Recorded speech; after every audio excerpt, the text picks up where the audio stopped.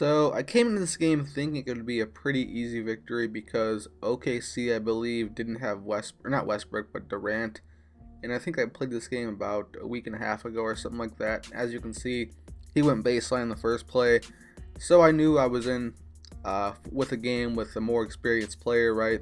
And dealing with the 2-3 trap zone and the 3-2 trap zone, you gotta be smart 2K wise. You really can't force anything because it seems like when your opponent plays that type of defense, your offensive team or your team in general, their IQ drops like way below normal. They make the most stupid passes. Like for instance, you could be posted up with a point guard, right? And you'll have a center under the rim, and for no reason, your point guard will make a chest pass pretty much when an overhead pass with two hands works just fine. I think that's just a 2K coding logic issue. I hope they add controls to where you can do a specific pass so you don't get tipped as much, but probably not next year or the year after, probably way down the line. But I get dunked right here at Pierce, down 4, and it's all about this game. 2K15 is all about scoring on the fast break and playing trap defense. That's literally all gamersaloon is. It is trap defense and leaking out on the fast break and trying to score quickly. I don't play that way.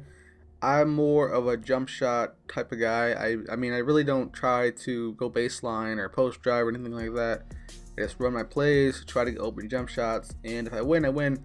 If I lose, I lose, but usually I lose because jump shots are streaky, and some games you just really can't hit anything. Like, for instance, I was playing with the Warriors last week, and Klay Thompson was 2 of 10 the first half. He came out in the third quarter, hit a red release shot, and after that he went like 7 and 9 the rest of the game. It just makes no sense to me, but I guess that's how the momentum system works. But as you can see, Jeremy Lamb pulls up for 3. They go up 4, and right here I'm going to find Drew Gooden for the nice pass for the dunk right there with John Wall. John Wall's a pretty good point guard. I remember earlier in the year they had his 3-ball like an 81 or 82 rating or something like that, and he was just a beast. I think it's lowered to like 70 or something like that now, just like Westbrook is.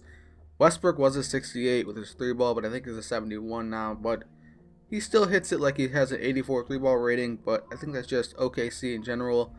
OKC is so just noob friendly and easy to use. It's really not challenging, just annoying to play against them. Almost every game it seems like in gamersaloon, but oh well. And he finds Dion Waiters for the lob right there, and Dion Waiters ties the game at 26-26. I get fouled. John Wall going to the free throw line. Pretty easy free throw. I believe I get a perfect release right here. And up 2 at the moment. He comes down and finds Serge Ibaka. After trying to go baseline, I bumped him a little bit, but he finds him anyway. Still scores, and this, ladies and gentlemen, is one of the nastiest dunks I've ever seen in my life. Get ready for this. John Wall just goes absurd on Steven Adams right there, and up 2 at half. And at this point, I'm expecting just a wild OKC run, like a 10-2 run or something like that.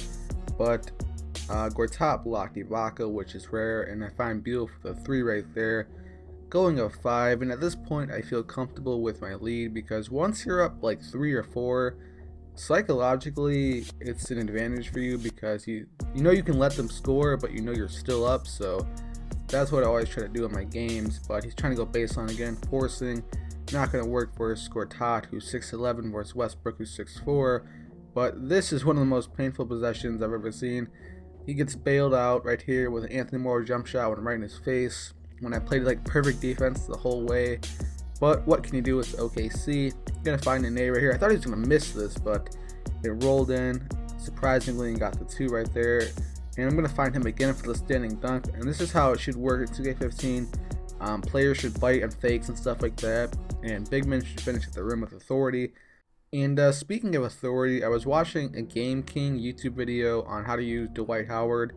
That was when he was with the Lakers, right? And man, it's so refreshing to see that in older 2Ks, big men finish at the rim with just power and authority, and they weren't finessed by smaller point guards or something like that.